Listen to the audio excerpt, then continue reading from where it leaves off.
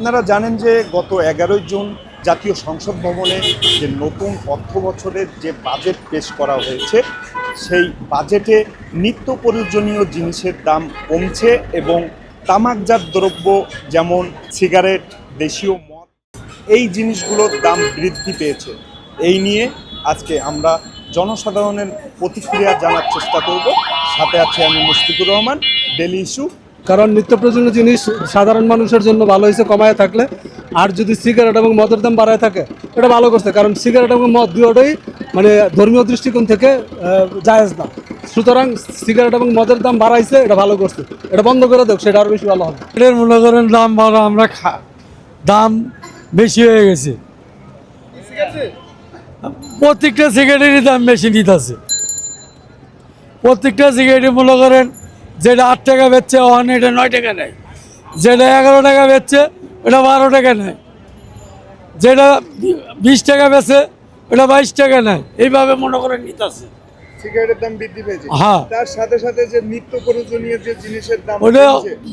কই কমছে? খালি একটা দাম তো একটাও তো কম দেখি না। যেই সাবান আমরা 50 টাকা কিনছি অনেকটা কিনা লাগে 60 টাকা।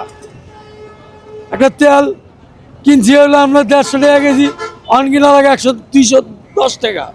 তো দাম কোনটায় কমছে? দাম তো খালি বাড়ার উপরেই আছে। তো সরকার যে বাজেট পেশ করলো গত 11 জুন, 3 দিন হয়েছে, এখন কি বাজারে কোনো প্রতিক্রিয়া দেখা যাচ্ছে কিনা? না, ওই বাড়তির উপরেই আছে, কেউ মনে হয় কমানোর উপরে নেই, বাড়তির উপরে বাড়তির উপরেই আছে। এতটা বাজেট আগে কখনো হয় নাই, সর্বোচ্চ বাজেট করেছে। এদের জন্য জনগণের অনেক সমস্যা আছে এবং দ্রব্য মালের দাম বেড়ে যাচ্ছে, এতে আমরা মর্মাহত হতাহত। বাজেটে কিন্তু নতুন বাজেটে নিত্য প্রয়োজনীয় জিনিসের দাম কমানো হয়েছে। চাল, ডাল, পেঁয়াজ, রসুন এগুলোর দাম কমানো হয়েছে এবং সিগারেট আর মদের দামটা বাড়ানো হয়েছে। কিন্তু সাধারণ জনগণ তো সেটা পাচ্ছে না, দোকানদার এখনো কমায় নাই। সে বাজেটে তোরা বিক্রি করতেছে আগে দামে, কিন্তু ওরা এখনো দাম কম পাচ্ছে না, এই সমস্যা। দ্রব্যমূল্য যে আপনার মদ, গাঁজা, বাবা এগুলার যে দাম না বাড়ায়, এগুলো বন্ধ করে দেওয়াটাই আমি মনে করি বেটার। এগুলা বাজার থেকে উচ্ছেদ করে দেয়, যারা মোকাম বন্ধ করে দেয়। পাবলিকের উপরে একটা সিগারেটের উপরে 2 টাকা 3 টাকা পেট দিই, যারা খাইয়া অভ্যস্ত ওরা তো মনে করেন ওদিকের মূল্যে এক ভুক্তভোগী, এদিকের মূল্যে আর এক ভুক্তভোগী। আমার মনে হয় যে আর সে কোম্পানিগুলো বন্ধ করে দেওয়াই মনে হয় বেশ ভালো হয়। এটা তো মূলত দণ্ডনীয় হারাম, মদটা তো হারাম। তা এখন এরপরে যদি এটার বার থাকে, এটা লিয়া কোনো বিস্ক্রিপশন থাকে, এটা লিয়া কোনো বেচা কিনা চলে, এটার তো হারাম তো হারামই, এটার আবার বেচা কিনা আছে কি? ওদিক দিয়ে একটু কমছে, কিন্তু কিছু ক্ষেত্রে কমছে, আবার কিছু ক্ষেত্রে বাড়িয়ে গেছে। যেমন আমরা সয়াবিন তেলটা আগে খাইতাম 100 টাকা 120 টাকা, এখন 220 টাকা খাওয়া লাগে ভালোটা। পামল খাইতে গেলে তো আমাকে ক্ষতি হয়ে যায়। আমরা সারাদিনে কয় টাকা রুজি করি, পামল খাইলে আমাকে পেটের ক্ষতি হয়। হোটেলে গেলে তো পামলই খাওয়ায়, এই অবস্থা। আমরা তেমন একটা মোটামুটি কায়দা আর কি আসি জীবিকা নিয়ে, কিন্তু এই যে আমরা যে গাড়ি চালাই, আমাকে ওই যে পুলিশে হয়রানি, এখানে ধরে ওখানে মারে ওখানে মারে, তা আমাকেও একটা কর্মসংস্থান করে দেখ সরকার, দিয়ে আমাকে ওইগুলো সব উচ্ছেদ করে দেব, আমরা বেশ ভালো থাকতে পারবো।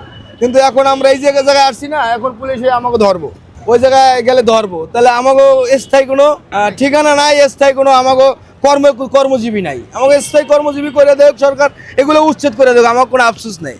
মূলত আমরা তো আর কোনো ভাষ্য দেই নাই ভাই। আমরা ভাষ্য দিতে হইলে এগুলো চর্চা করা দরকার।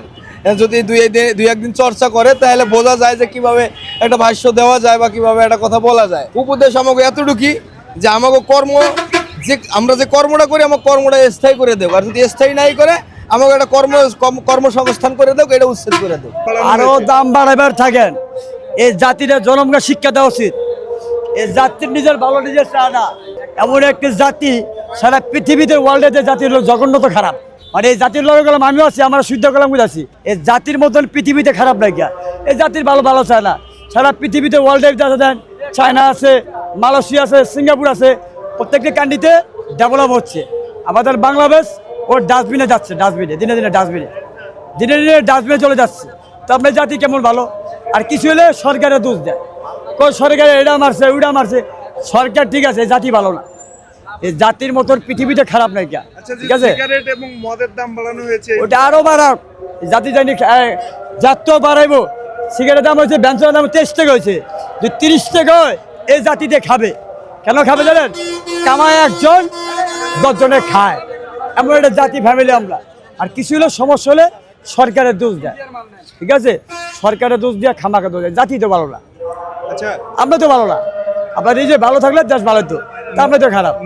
আমি যে খাওয়ার দাওয়ার জিনিসের সুজি সরকার যে দামটা কমেছে, একটা গরিবের জন্য এটা ঠিক আছে, খুব সুন্দর কাজ করে সরকারে।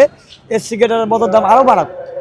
খাওয়ার দামটা যে সরকারের দাম কমাইছে তার তো বলে লাখ করে শুক্রিয়া, তার যে আল্লাহ পাক ভালো রাখে, আরও সন্তুষ্ট রাখে তার যে আর সেই জিনিস দাম কমাইছে। আমি চাই দেশ ভালো মন্দ চলুক, দেশের জনগণ ভালো চলুক, সেই চিন্তা ভাবনা করুক। অর্থমন্ত্রী এটাই আমি চাই, এটা সাধারণ মানুষ যে কর্ম করে খাইতে পারে, ঠিক আছে, রোজ আনা রোজ খায় যারা, তাদের যে 500-700 টাকা বেতন পায়, যেমন আমরা কর্মজীবী ফুটপাতে কাজ করি, 500-700 টাকা বেতন পাই, ঠিক আছে, আমরা কি সংসার ভালো চালাতে পারি, যে বাচ্চা বলা লেখাপড়া করতে পারি, ঠিক আছে, তাদের উপদেশ এই তার উপরে এই জিনিসের